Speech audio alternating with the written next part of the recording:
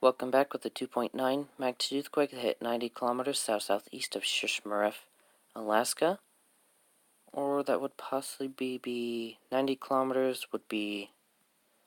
Okay. So 100 kilometers is 62 miles. Take away 6.2.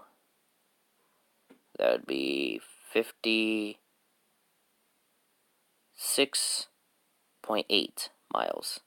Please correct me if I'm wrong. Either way, happened at 9:29, 9:30 p.m. Central Daylight Time, and a depth of 0 kilometers. If you felt this earthquake, let me know comment section below from where. And with that, that's it. Stay safe. See you in the next video.